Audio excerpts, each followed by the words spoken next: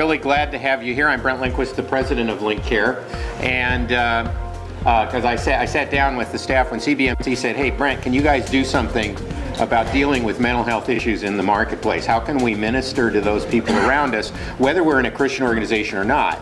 And everybody got all excited and jumped on. We came up with a plan, a lot of work, a lot of talking, a lot of questions and answers, and we're just going to barrel on through it. So, but I'd like to introduce our CEO, Dr. Phil Collier. He's also the clinical director, and he's going to start us off. I've got the privilege, and I don't just say that, I mean this from the depth of my heart. We have the most amazing team here. It's a group of people that have a vision to see God work. And what we see happen here is pretty amazing. I know that probably many of you have had your lives touched in one way or another by depression. And when I was young and in ministry, over and over again, there would be people that would come that would be struggling and hurting, and we would pray and we would be in the Word, and it's not that God's not enough, but for some reason, it seemed like people needed something to help them break free. And one of the things that I see happen here at Link Care over and over again through the counseling along with God's work in people's lives is we see people that really move forward. And I guess what I would want to say and us to walk out of here with is for those people you know that are struggling with depression, there truly is hope. There really is. And when individuals are stuck in that place, sometimes they need something to help them move forward. Sometimes there's things that block them from being able to really allow God to work in their lives. There's so many different aspects to it. So today a number of our team are going to be sharing different areas regarding depression, and I'm going to get out of the way and turn it to our first speaker, Valerie Elwell, a licensed marriage family therapist, and she's going to start us off today. All right, so I have 5 slides on depression, and I want you guys to know that the first 3 slides are educational, just to teach you about what depression is, and then the last 2 slides are more practical applications. What can we do? How can we help? And I want you to know that the first 3 slides are not my own. They're from Worth Publishers. So I don't want to not copyright and not give credit where credit is due. I also teach at Fresno Pacific, so these are some of the slides that I use in my class at Fresno Pacific. So major depressive disorder is the first, just a definition of what the symptoms look like. And before you start diagnosing yourself, you just have to hold on for it. You have to have the first 2 of these, one of the first 2 at least of these symptoms, and then a number of the other ones as well. So depressed mood most of the day, and or markedly diminished interest or pleasure in activities, significant increase or decrease in appetite or weight, insomnia, sleeping too much or disrupted sleep, lethargy or physical agitation. The physical agitation is something that people don't always associate with depression, but people can get very agitated and quickly agitated when they're depressed. That's one of the symptoms that comes up with teenagers especially, that they get very irritable when they're depressed.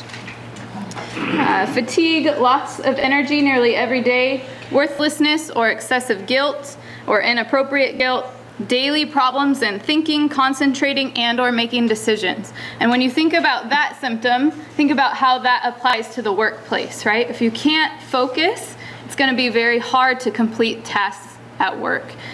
So one of the things we'll talk about today is thoughts and how to change them and how the depressed person generally thinks. And then the last one, recurring thoughts of death and suicide. Again, it's not just one of these symptoms, it's a cluster of these symptoms, and you need one or both of the first 2 plus 3 or more of the rest, okay? So one of the things that we do in therapy is help people transform their thoughts to be able to move through and have successful coping. And point out, because typically somebody that's in a depression, they don't always think about this stuff, right? They're just used to thinking that way. And so to have somebody on the outside reminding them and reorienting them to what the successful coping strategies are is very, very helpful and beneficial. We'll talk about coping skills and how you guys can help in a few minutes, but this is one of the ways you can help, is help reorient somebody's perspective that's in depression. This is depression's vicious cycle.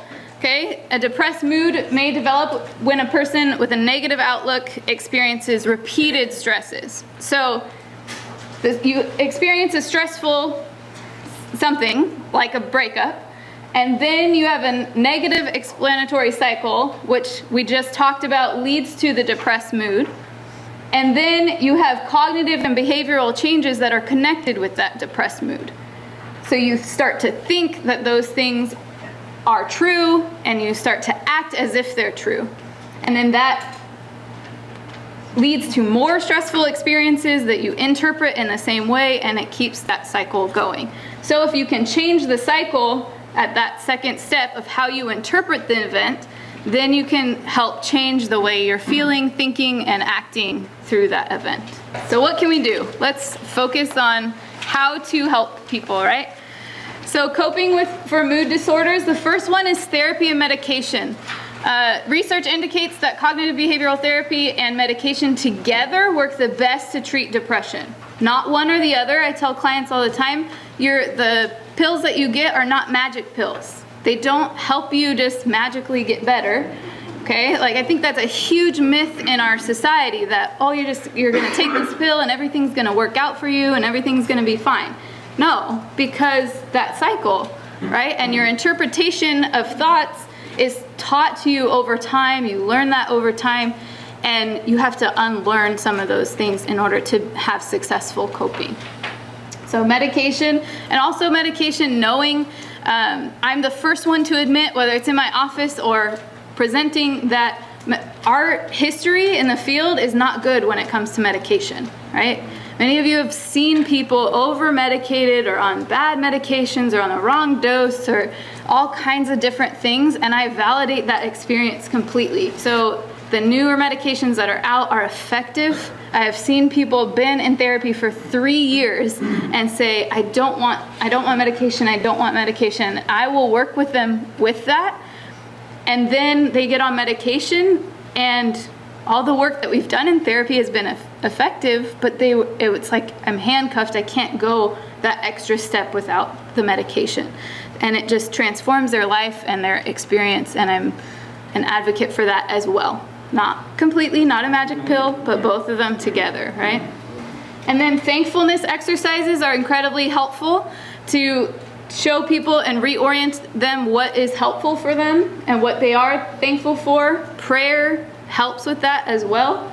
I don't underestimate the value of prayer. Changing thinking patterns, like I said, we do that in therapy, and people around them can help them with that. Exercise is huge. It's something that increases your endorphins. If you're working out at least 5 times a week for 30 minutes a day, that can help just as effectively as medication. Okay, but people find it hard to exercise when they're depressed. They don't want to get out and do the exercise, right? Nutritionists, but healthy eating matters. And creativity, artistic creativity, music, all kinds of video. People enjoy creative arts while they're depressed and can help lift their mood and get them out of that.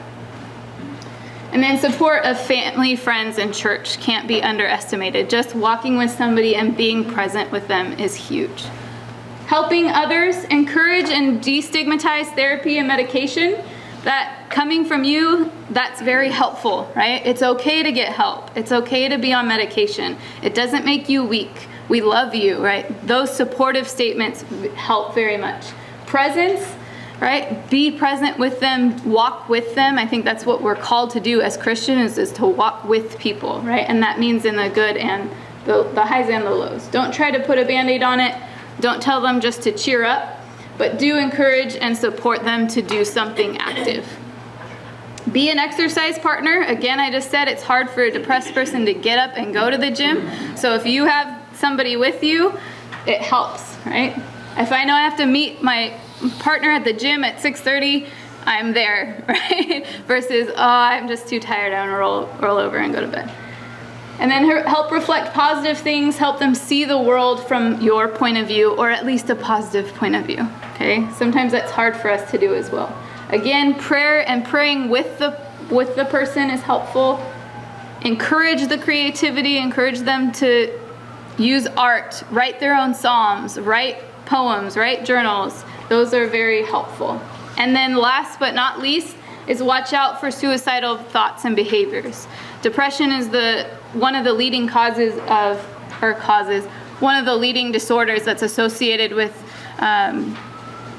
committing suicide. And so as people that are around you, and if you can watch out for those signs, that is incredibly helpful and can save a life.